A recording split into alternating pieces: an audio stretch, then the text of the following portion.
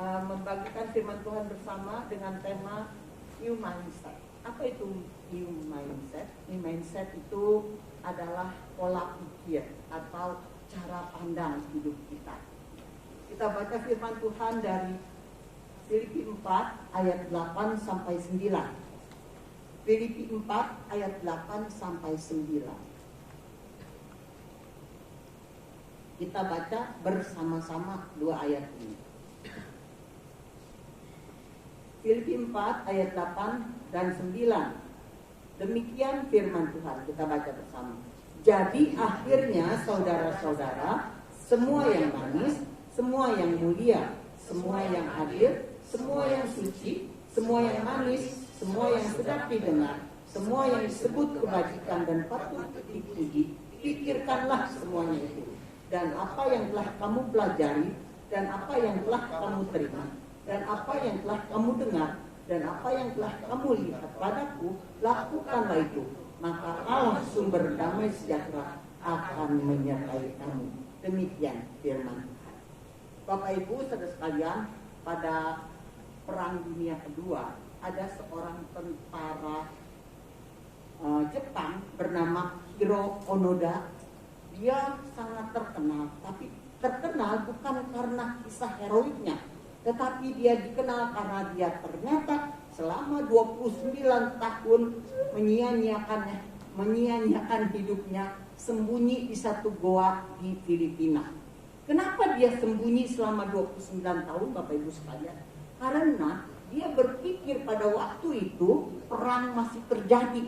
Jadi dia betul-betul tinggal di dalam goa itu, nggak pernah mau keluar karena takut. Kalau ada orang yang datang, dia benar-benar gemeter ketakutan, karena dia berpikir dia itu waktu masih perang. Akhirnya beberapa teman-temannya menemukan dia.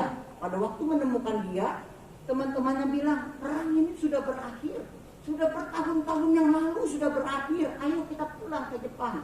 Tapi Onoda ini tetap berkata, tidak, ini masih perang, saya nggak akan mau keluar dari gua ini, katanya saudara-saudara. Dan akhirnya jenderal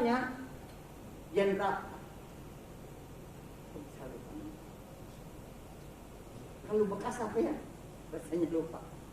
Jenderalnya dulu itu mantan jenderalnya kemudian datanglah menjemput dari Jepang. Pada waktu mantan jenderalnya datang, barulah dia percaya bahwa perang ini sudah berakhir. Akhirnya dia dibawa pulang ke Jepang dan dia masih bisa hidup sampai 91 tahun usianya. Tapi Bapak Ibu saudara-saudara ya sekalian, selama 29 tahun dia menyia-nyiakan hidupnya berada di dalam goa itu karena dia berpikir bahwa perang masih terjadi. Jadi saudara-saudara, pikiran kita itu menentukan tindakan kita. Pikiran kita itu menentukan masa depan kita. Pikiran kita itu menentukan apa yang harus kita perbuat untuk masa depan. Jadi pikiran itu betul-betul sangat penting untuk hidup kita. Bapak Ibu saudara sekalian, mindset atau pola pikir atau cara pandang hidup, ya saudara-saudara, itu sangat menentukan. Kalau kita berbicara tentang pola itu adalah satu contoh bentuk untuk ditiru, untuk dikerjakan, begitu kira-kira saudara-saudara. Kalau misalnya kita bicara tentang pola, nah yang paling mudah adalah kalau kita buat baju, bikin baju ya saudara. Penjahit mau bikin baju itu pasti dia bikin pola. Nah kalau polanya itu bagus, maka baju itu akan tercipta menjadi bagus. Kalau polanya itu pas untuk kita, untuk tubuh kita, maka tubuh kita itu akan terbentuk pada waktu pakai baju itu jadi cantik. Saya punya penjahit di Hollis, itu dia kalau bikin baju, bikin jas, biasanya saya bikin jas di dia itu saya gendut, tapi kalau pakai jas yang dia buat itu menjadi langsing, saudara. Kenapa? Karena polanya yang bagus. Nah, saudara-saudara, pikiran saudara dan pikiran saya, pikiran kita itu sama seperti pola, saudara-saudara. Kalau polanya bagus, maka akan menciptakan yang bagus. Kalau pola pikir kita nggak bagus, maka hidup kita pun kurang bagus, saudara. Jadi saudara-saudara, pola pikir itu sangat penting karena menentukan hidup kita.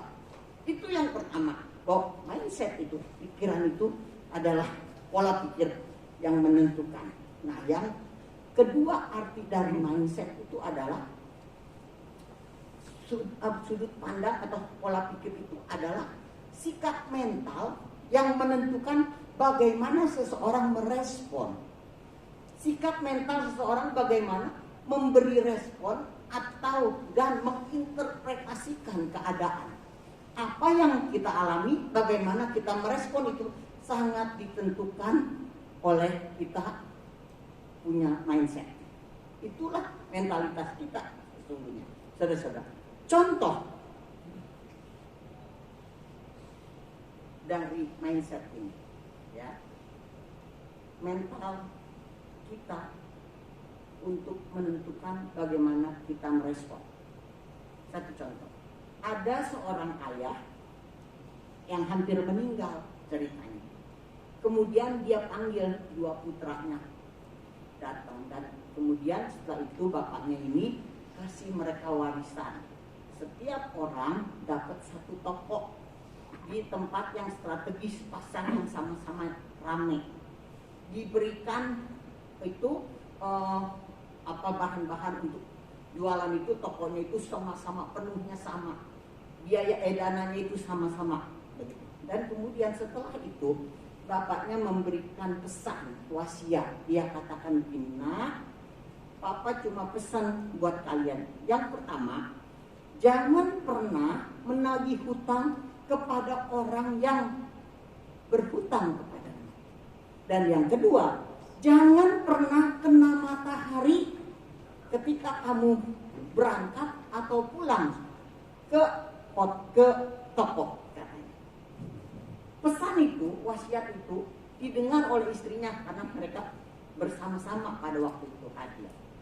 Beberapa tahun kemudian, saudara, mamanya ini melihat hasil yang berbeda dari dua anak ini. Si bungsu makin hari tokonya makin sepi, makin kosong, dan akhirnya bangkrut, habis miskin. Dan yang kedua, yang pertama si Koko paling gede, si sulung ini, tokonya ini makin hari makin maju, makin bertambah, makin ramai, dan akhirnya jadi kaya. Ibunya jadi bingung.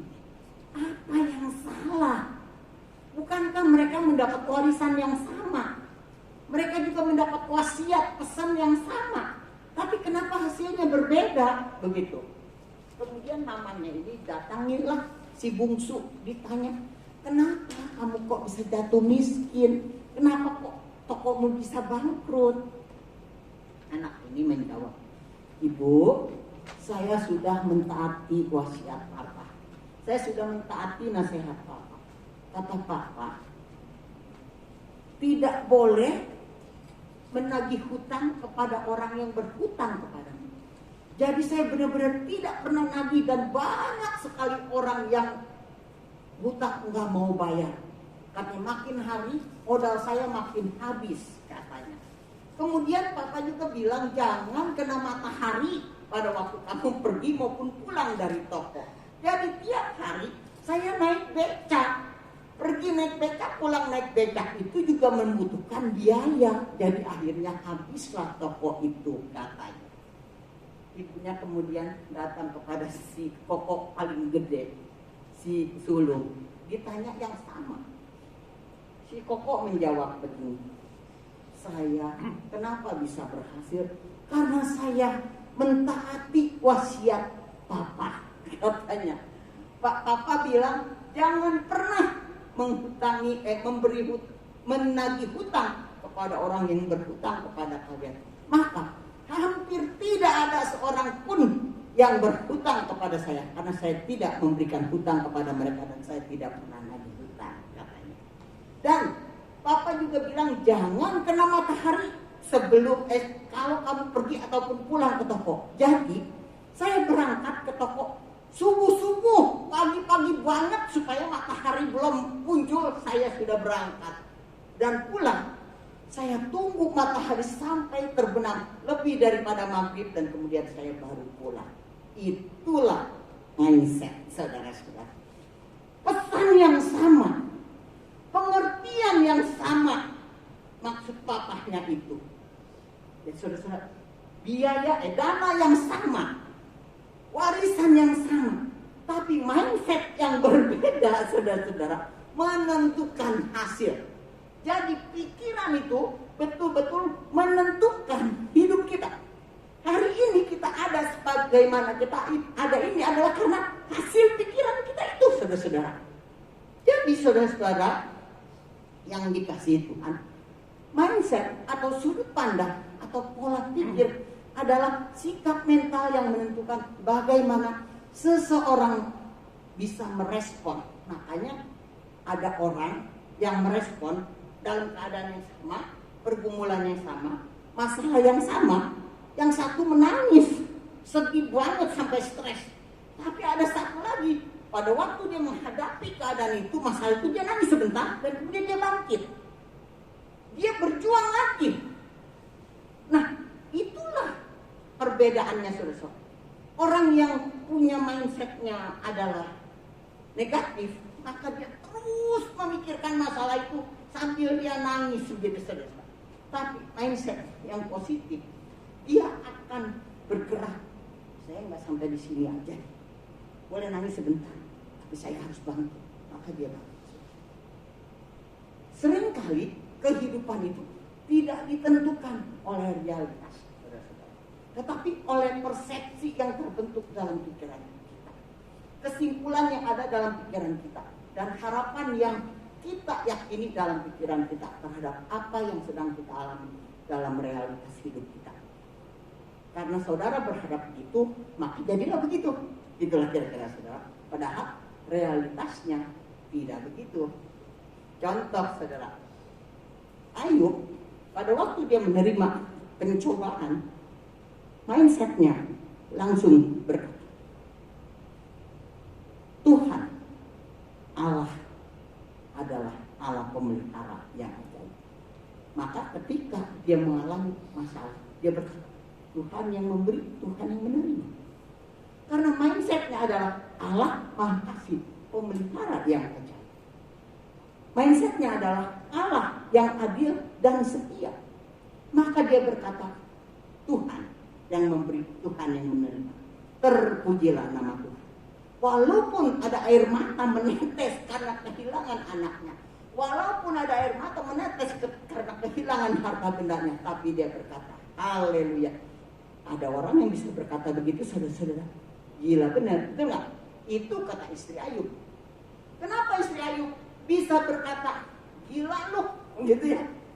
Udah habis-habisan kayak gitu kok masih setia aja sama Tuhan. Gila lu, begitu kira-kira saudara. Kenapa? Karena mindsetnya adalah Tuhan pemelihara.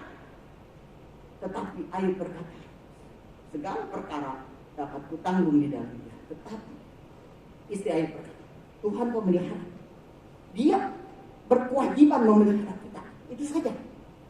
Jadi saudara-saudara, pada waktu kita menghadapi keadaan, tergantung dari mental kita, pikiran kita itu menentukan tindakan kita apa. Pada waktu Musa mendapat perintah dari Tuhan, Musa, kamu pilih 12 pengintai untuk noong di Kanaan sana, gitu ya, untuk mengintai tanah Kanaan katanya. Kamu kirim tuh 12 pemimpin para suku. Saudara-saudara, Musa mengutuslah 12 orang. 12 orang itu pemimpin suku. Pemimpin itu orang-orang hebat. Pemimpin itu adalah orang-orang yang pintar, yang kuat, saudara-saudara. Sama-sama pintar, sama-sama kuat, sama-sama hebat, saudara-saudara. Dan mereka pun berjalan ke tanah Kanaan itu mengintai, itu sama-sama 40 hari 40 malam. Nggak ada yang pulang 5 hari, nggak ada yang pulang 10 hari, 40 hari 40 malam mereka sama-sama. Dan ketika mereka melihat pohon yang begitu subur, tanah yang begitu subur, dan buah-buahan yang begitu ranum dan begitu luar biasa hasil tanahnya itu, mereka lihat bersama, sama-sama melihat ada delima yang ranum besar, manis, ada anggur yang besar sampai mereka potong dan dia bawa dengan satu tandan itu dengan digotong 2 orang. Benar-benar luar biasa tanah itu subur.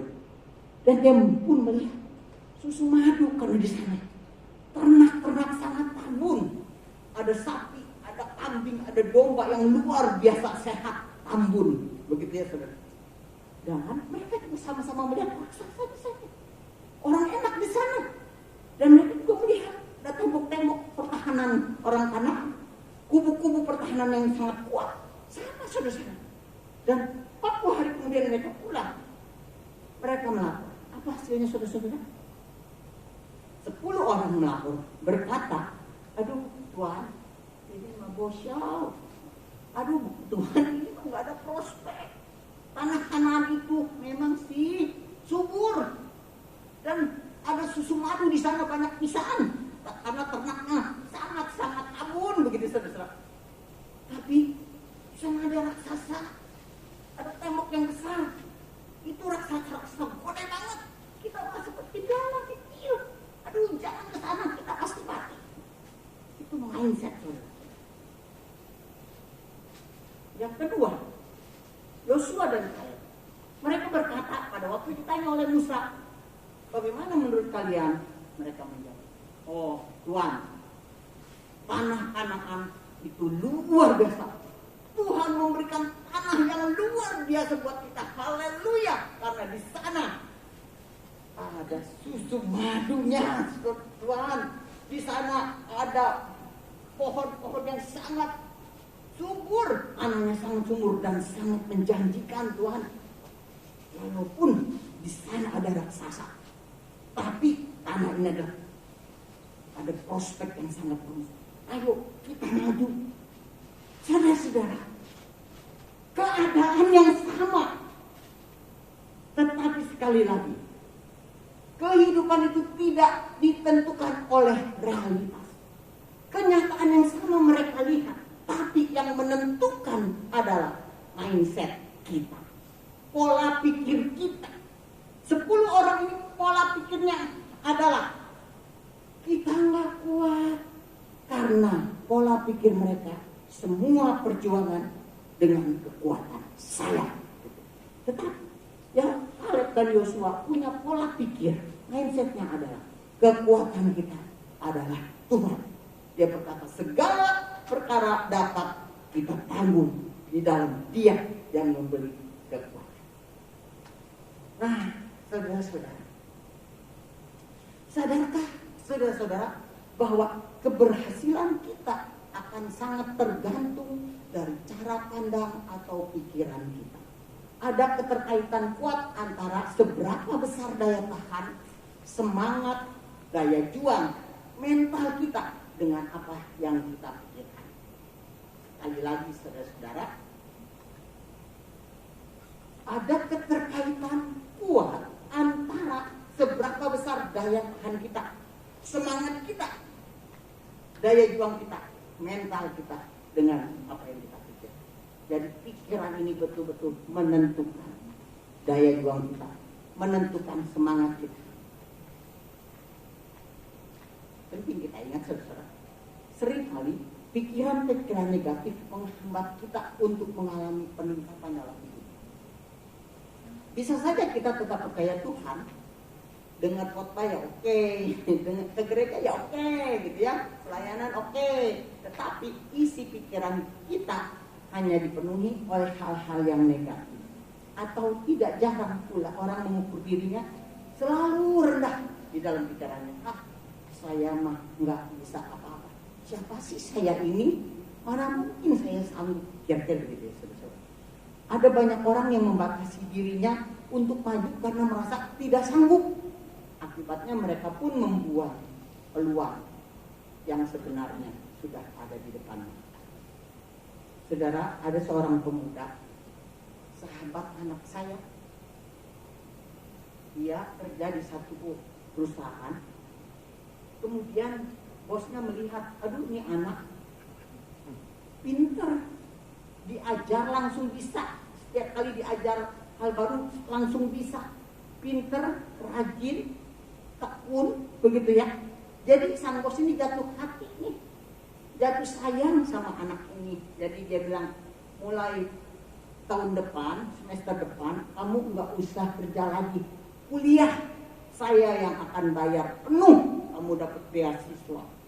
Saudara-saudara, anak ini gemeter dan berkata, aduh maaf pak, jangan pak, saya emang nggak mau kuliah pak, nggak bisa pak, saya emang takut belajar pak. Itu katanya, udah cukuplah, yang penting saya udah bisa kerja, yang penting saya udah dapat makan, udah cukuplah. Saudara-saudara, itu mindset.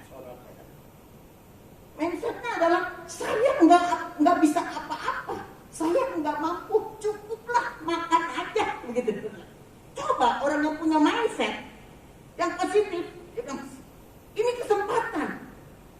Dan kalau saya harus kuliah, ada Tuhan yang menolong saya. Kalau punya pikiran kuliah atau orang bisa atau nilai kita kecil, kalau orang yang punya mindsetnya positif, pola pikirnya positif, dia akan berjuang. Saya ambil nih kesempatan ini, itu nggak berjuang. Sampai anak saya rayu-rayu itu si sahabat ini, kamu ambil itu beasiswa, ambil. Tapi dia bilang, aduh gua nggak berani, aduh gua takut. Kamu dasar betan miskin, sampai marah begitu saudara-saudara. Hubungan mereka putuslah sampai sekarang. Sahabat yang begitu dekat sejak kecil putus gara-gara mindset yang berbeda, saudara. Itu satu contoh. Saudara, Tuhan selalu merencanakan yang terbaik bagi kita. Tuhan selalu membuka peluang atau jalan agar kita menapak semakin maju, bukan mundur, saudara-saudara. Tetapi seringkali apa yang ada dalam pikiran kita lah yang akan membawa pengaruh. Apakah kita menangkap peluang-peluang itu atau malah terus menyia-nyiakannya, terus membiarkan semua itu berlalu dari hadapan kita dengan sia-sia.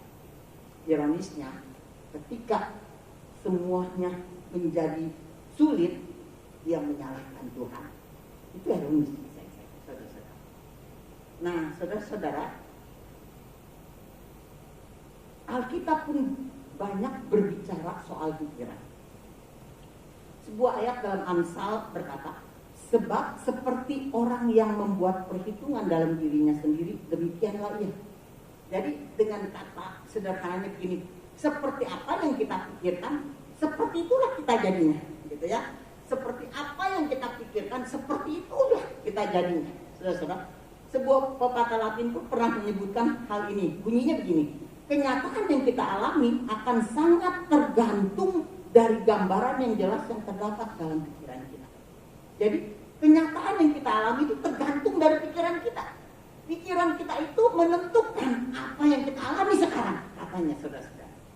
Tetapi sebaliknya, saudara-saudara, ketika pikiran kita hanya berisi hal-hal negatif, ya saudara-saudara, seperti kekhawatiran, ketakutan, kebencian, kemarahan, kepedihan, keluh kesah, begitu ya saudara-saudara, kegagalan, trauma-trauma masa lalu, hidup kita pun tidak akan pernah indah. Tapi sebaiknya kita bisa merasakan keindahan hidup tanpa tergantung oleh keadaan kita apabila kita mengisi mindset kita dengan hal-hal yang positif, seperti kesabaran, optimis, dan semangat. Nah, saudara-saudara, untuk memiliki pola pikir yang positif itu, saudara-saudara, untuk supaya hidup kita itu bisa betul-betul maju, maka kita harus memiliki pola pikir yang positif. Nah, Rasul Paulus memberikan nasihat ini kepada jemaat di Filipi, supaya jemaat Filipi itu punya pola pikir yang positif. Dalam ayat 8 tadi, Filipi 4 dikatakan, jadi akhirnya saudara-saudara, semua yang benar, semua yang mulia, semua yang adil, semua yang suci, semua yang manis, semua yang sedap didengar, semua yang disebut kebajikan dan patut dipuji, pikirkanlah itu. Jadi saudara-saudara, mindset positif atau pikiran positif adalah kita harus memikirkan hal-hal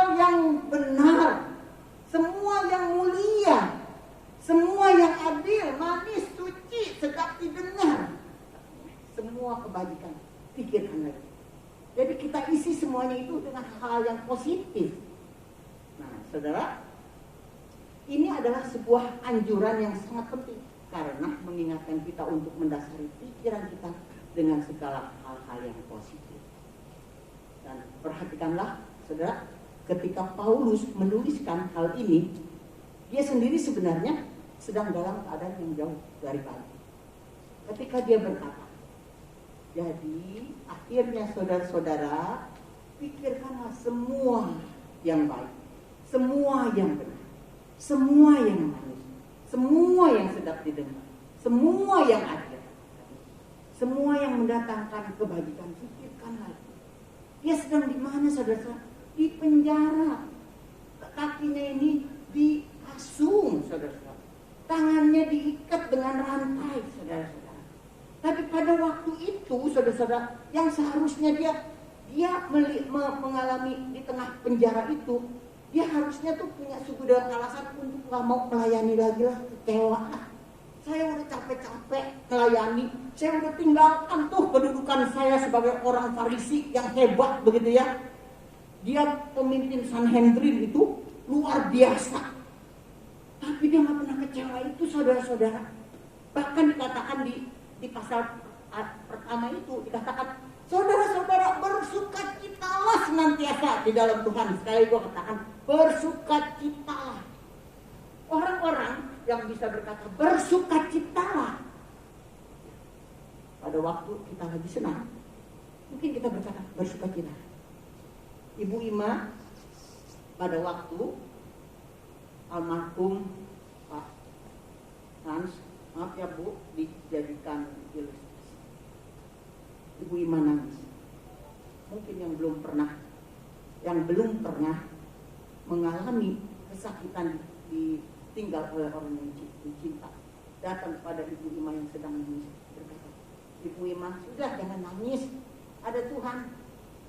Ibu Ima, sudah bangkit, semangat.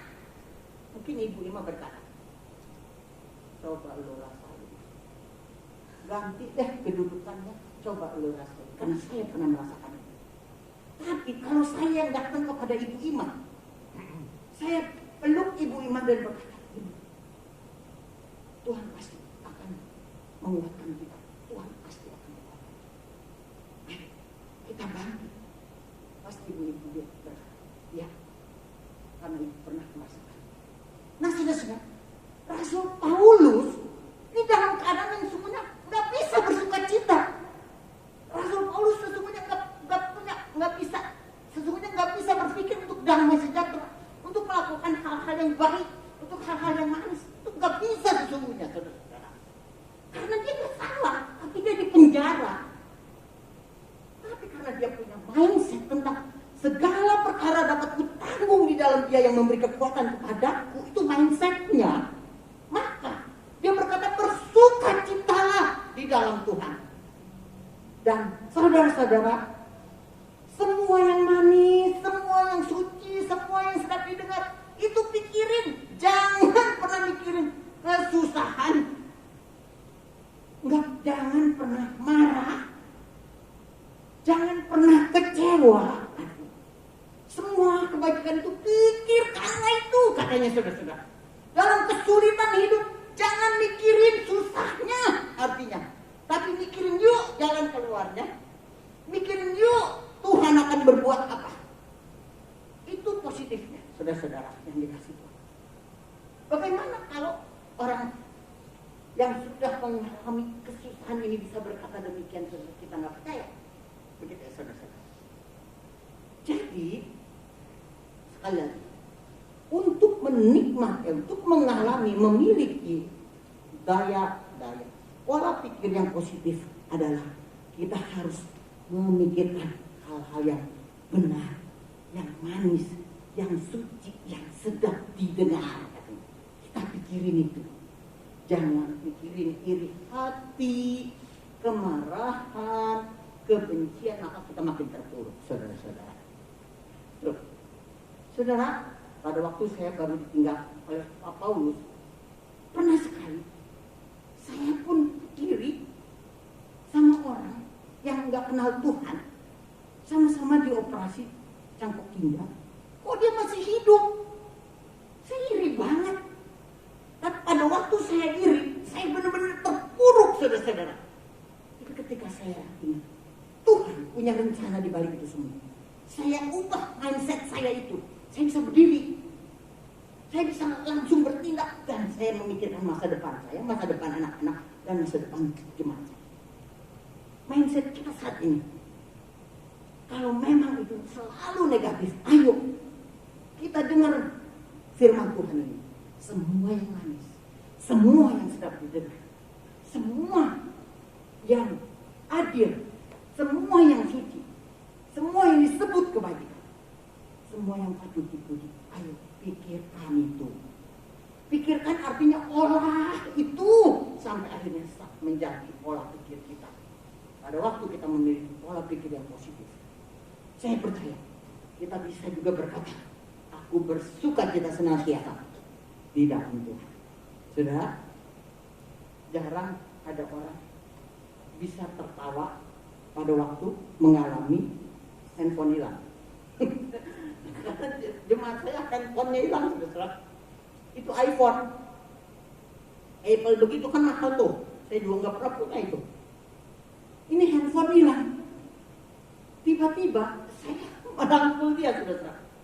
Saya bilang, Mel, namanya Mel, kamu sedih banget ya. Tapi saya nggak bisa tolong, cuma saya mau peluk kamu aja ya. Karena saya nggak tahu mau apa. Itu handphone mahal. Tapi jawabnya, Bu, tidak. Tuhan akan gantikan lebih besar daripada handphone itu, katanya, saudara. Enggak nangis, enggak sedih. Punya uang nggak? Enggak, gajinya cuma 3,5 juta, saudara. Itu mindset, saudara, membuat dia tidak menderita. Saya aja yang mendengar sampai mau sedih, rasanya kasihan. Bisa gaji kecil, handphonenya hilang. Gajinya cuma 3,5 juta, pemahaman dia. Dia bilang, nggak apa-apa, Bu. Saya peluk, tapi dia bilang, nggak apa-apa, Bu. Dia menghibur saya, saudara. Itu mindset, saudara. Ingat bukan? Kalau kita betul-betul memiliki pola pikir positif, kita selalu bahagia. Dan yang kedua, untuk memiliki pola pikir yang positif, Paulus kemudian menasehati di ayat 9 ini. Di ayat 9 dia tambahkan begini. Dan apa yang telah kamu pelajari, dan apa yang telah kamu terima, dan apa yang telah kamu dengar, dan apa yang telah kamu lihat padaku, lakukanlah itu. Maka Allah sumber damai sejahtera akan menyertai kamu. Jadi saudara-saudara, yang pertama, kita pikirin semua yang baik-baik. Dan yang kedua, kita belajar.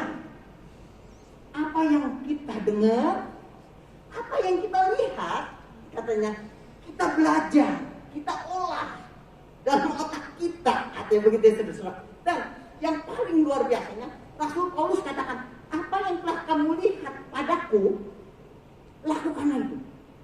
Rasul Paulus mengatakan dengan berani, apa yang saudara-saudara sudah lihat, Bosuli, lakukanlah itu. Berani gak kira-kira saya, saudara? Apa artinya, saudara? Rasul Paulus mengatakan, apa yang kamu lihat dariku, lakukan itu. Artinya, Rasul Paulus sudah betul-betul dia melakukan kehidupan dengan baik sehingga dia bisa berani untuk menjadi teladan. Kalau kita punya pikiran yang positif, nggak pernah mikirin kejahatan orang lain, saudara, kita bisa menjadi berkat bagi banyak orang. Dan kita bisa berkata teladan yang Bapak Ibu, saudara-saudara yang dikasih Tuhan. Marilah kita terus mengisi pikiran kita dengan hal-hal yang positif dan tidak membiarkan berbagai hal negatif datang silih berganti. Istirahat terus dengan damai sejahtera yang datang dari Allah. Katakan, kalau apa yang kamu pelajari, apa yang kamu lihat, kemudian kita lakukan janji Tuhan, maka Allah sumber damai sejahtera akan menyertai kami. Amin. Mari kita berdoa. Tuhan Bapa yang di surga, terima